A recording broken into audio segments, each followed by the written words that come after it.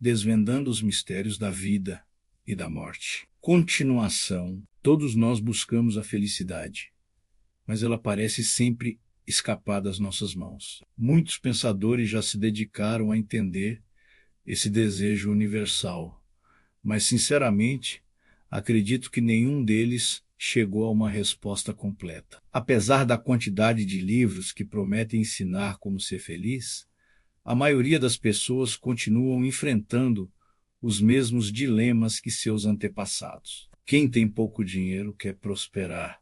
Quem está doente sonha com saúde.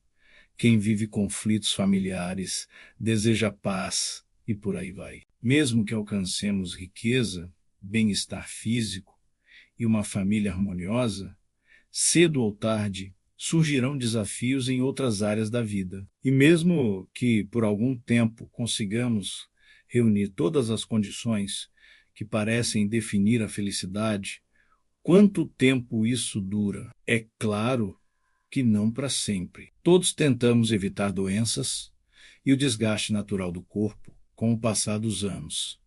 Mas ninguém escapa do envelhecimento, e muito menos da morte. O budismo nos ensina que os problemas não são, por si só, a raiz da infelicidade. A verdadeira causa está na falta de força interior e sabedoria para lidar com eles. Segundo essa filosofia, cada pessoa carrega dentro de si um potencial ilimitado de poder e sabedoria. E existe um caminho para despertar essas qualidades. Ao tratar da felicidade, o budismo não foca em eliminar o sofrimento ou os obstáculos que fazem parte da vida, mas sim em desenvolver as capacidades que já existem dentro de nós. Essa força e sabedoria vem da energia vital. Quando cultivamos essa energia, conseguimos não apenas enfrentar as dificuldades, mas transformá-las em fontes de crescimento, alegria e empoderamento. Para seguir esse caminho, é preciso primeiro reconhecer os sofrimentos fundamentais da existência. O budismo aponta 4: nascer, envelhecer, adoecer e morrer. Por mais que tentemos segurar a juventude, ela passa. Por mais que cuidemos da saúde, uma hora a doença aparece. E, por mais que evitemos pensar na morte, ela é inevitável e pode chegar a qualquer momento, sem aviso. Há muitas explicações biológicas, psicológicas e sociais para esses sofrimentos, mas no fundo é o próprio fato de estarmos vivos que nos expõe a eles. Em sânscrito, esse sofrimento é chamado de dukkha, uma palavra que expressa a sensação de que as coisas não estão como gostaríamos.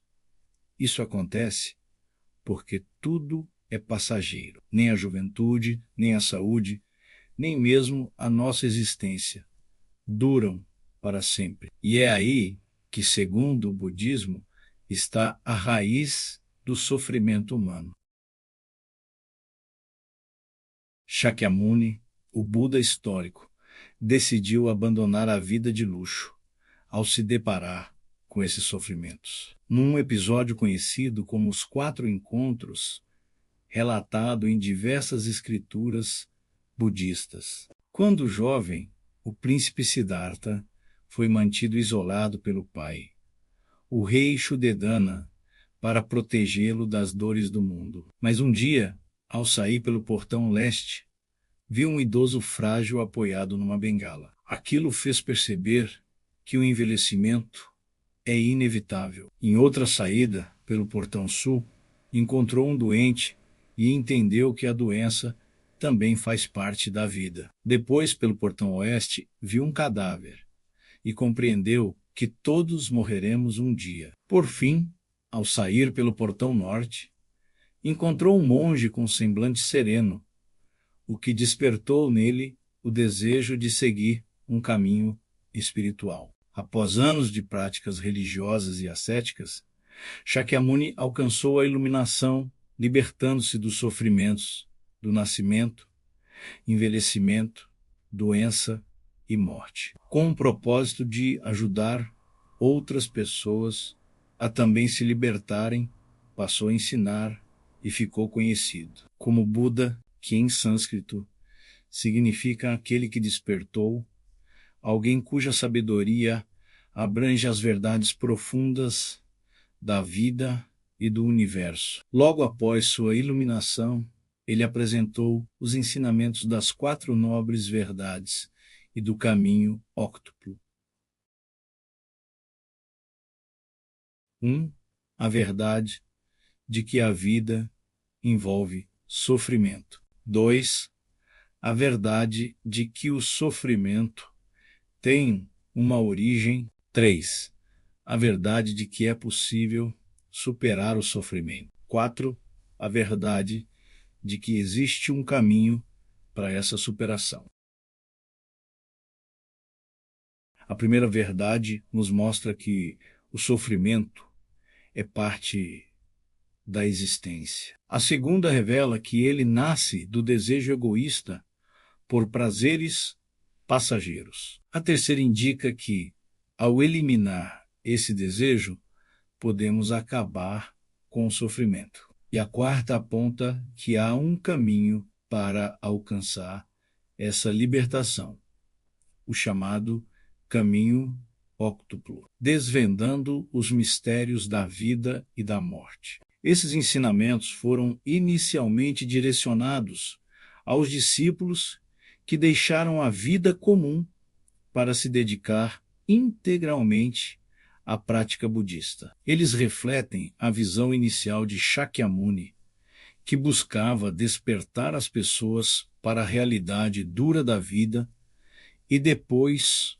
para a experiência espiritual do Nirvana. Levados ao pé da letra, esses ensinamentos incentivavam a renúncia total dos desejos, o que inevitavelmente levava à negação do próprio desejo de viver. Dentro dessa lógica, a solução para o sofrimento seria eliminar todos os impulsos e paixões que brotam do fundo da nossa existência. Quem seguisse esse caminho poderia, em teoria, romper o ciclo de nascimento e morte e alcançar o estado de nirvana, onde não haveria mais necessidade de renascer neste mundo. Embora esses ensinamentos fossem úteis para monges e monjas, eram extremamente difíceis de seguir para quem vivia no mundo comum. Mas Shakyamuni tinha como missão levar felicidade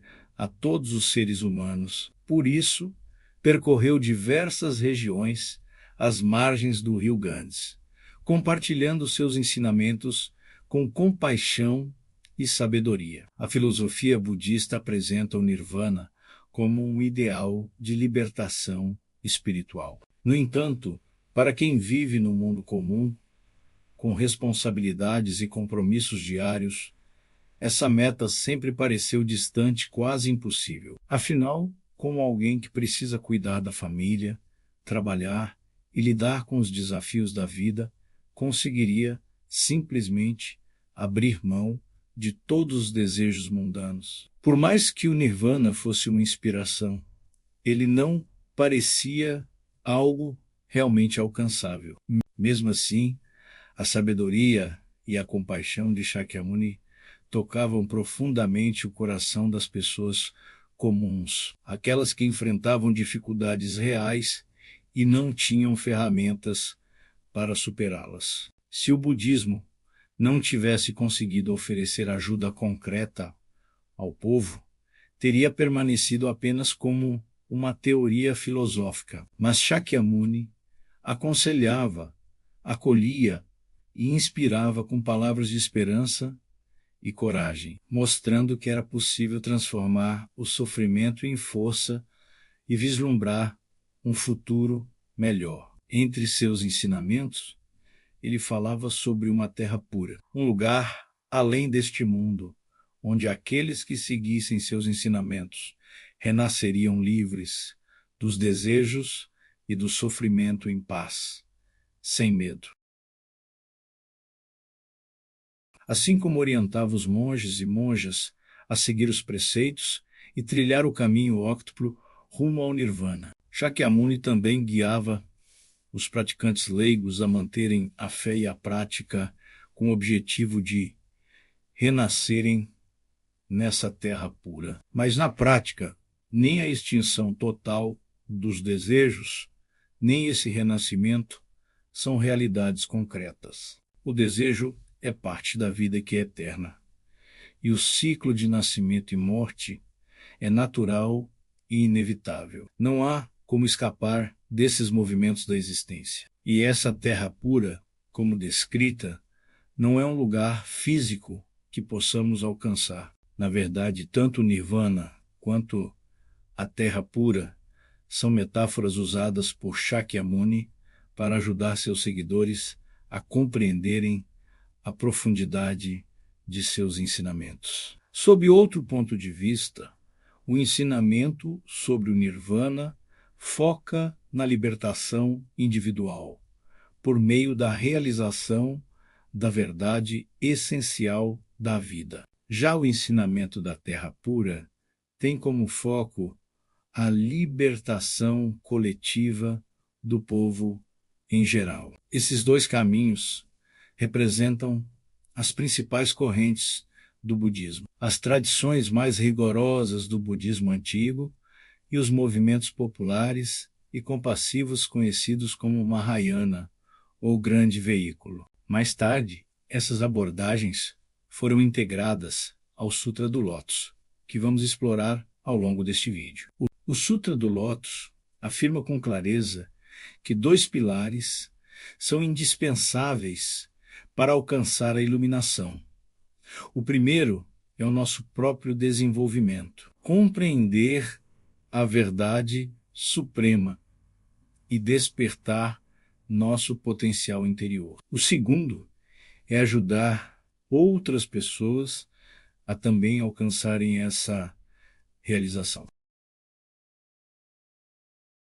Esse sutra também redefine o que realmente significam o Nirvana e a Terra Pura. Ele ensina que não é necessário interromper o ciclo de nascimento e morte para atingir o Nirvana. Pelo contrário, o verdadeiro Nirvana é o estado de iluminação em que, ao vivermos esse ciclo com consciência, ele deixa de ser fonte de dor. Da mesma forma, não precisamos eliminar os desejos para alcançar a iluminação. Podemos transformar nossos desejos mundanos em fontes de felicidade e sabedoria iluminada. E quanto à terra pura, ela não está em algum lugar distante, além da morte.